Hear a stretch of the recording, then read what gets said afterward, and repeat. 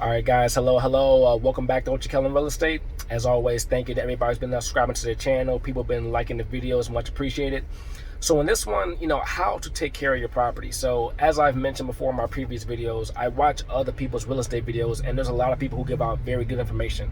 But a lot of times they just talk about how to get the property, how to get financing, how to find proper mortgages and things like that. But a lot of times people don't talk about how to take care of the actual property and things of that nature now that you actually have it. So I wanted to kind of just go over a few things about just the property maintenance and how to keep things from being too big of a hassle later on down the line. So as you guys know, I've been doing this for 11 years now. And so I started back when I was really young. I had to figure things out, and it was a learning process. And so depending on the city you live in and depending on the suburb or municipality your suburb is on, certain suburbs or cities, they will be more strict on you as far as how you keep your property up. One of the biggest things, lawn maintenance. Your lawn has to look, it doesn't have to be perfect. You don't have to have the nicest lawn in the block, but if you don't have your lawn cut at a certain height, depending on how stringent, that particular suburb or that city is, they will ticket you, flat out.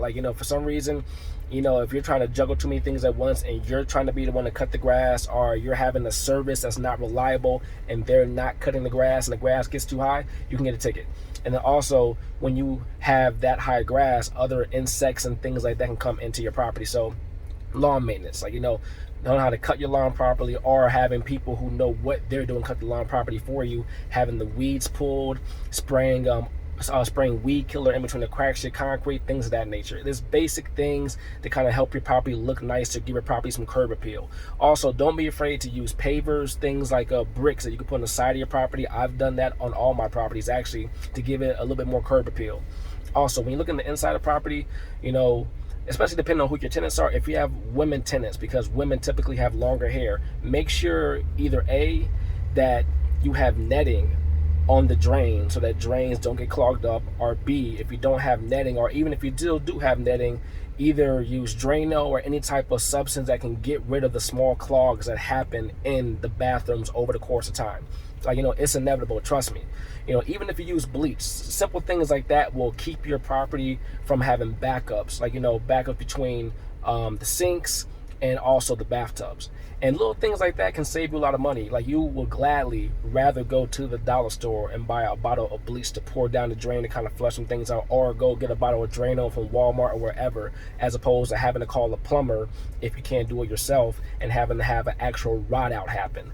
A rot out could be anywhere between 80, 100 to 150 bucks, depending on how serious the problem is. So it's just little things like that to help you save money. All right, other things.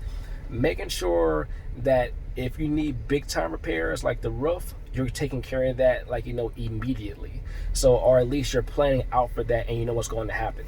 If you're looking at your property and you see that the tiles or the shingles on your roofs are starting to curl up a little bit, you kind of see that every time there's a major rainstorm, or there's high level winds in your area, and you go to your property, you're finding shingles, or you're finding pieces of your roof on the ground.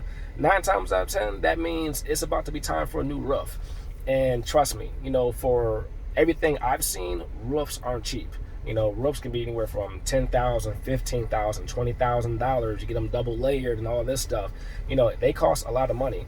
And 9 times out of 10, you're probably not going to have that money laying around, so you have to finance it. And then that's now another recurring monthly bill that you have. But if you at least plan it out, you start looking at your roof, you say, okay, look, I know in the next maybe 2 to 3 years, I'm going to need a new roof. Or if nothing else, if you don't know how to properly gauge it, call a roofing company or have them give you an estimate, or call somebody who knows more than you do, and have them look at it and say, hey, I think this roof may need to go soon. How many years or how much longer do you think I have?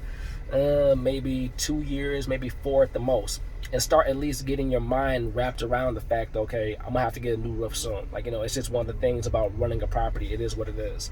And another quick little tidbit, I actually just learned this lesson recently. So at one of my properties, the water heater had been the same since I originally bought the building back in 2010 at my 4 flat. So not only has the water heater been there for all of the 11 years since I've had it, who knows how long the water heater has been there before I had it. So I knew the warning signs were coming that I was going to need a new water heater because the tenants on one side of the building, so the water heater is on one side of the building, the tenants on the other side of the building asked me could I turn the water heater up because their water was not getting hot enough. That happened maybe like in 2018 or 2019. So I kind of had it in my mind, all right, this water heater, it might be on its last leg. Then at the same time, my plumber had to come to the building for something else, and he saw that there was water on the floor in the furnace room where that water heater is. And he said, hey, just to give you a heads up, how old is this water heater? And I said, well, it's at least 11 years old that I know. He's like, well, it's probably gonna be time for a new one soon, because once these water heaters start leaking, that means it's about time for the water heater to go out and it's gonna stop, giving you hot water. I said, all right, thanks for the heads up. Now I know that. And sure enough, behold, about 2 weeks or 3 weeks later, bam, take a shower one day, no more hot water. But I already had it in my mind that it was going to happen. Luckily, water heaters don't cost too much, so I was able to go to Home Depot, get a new one, have my plumber install it, and back to business as usual. But at least planning out for these expenditures help out a lot. All right, so I'm gonna have some more tips coming up. As always, thank you for watching the videos. If you're watching on Instagram, make sure you find me on YouTube at Ultra Kellen Real Estate. And if you're watching on YouTube, make sure you find me on Instagram at Ultra Kellen. All right, guys, till next time.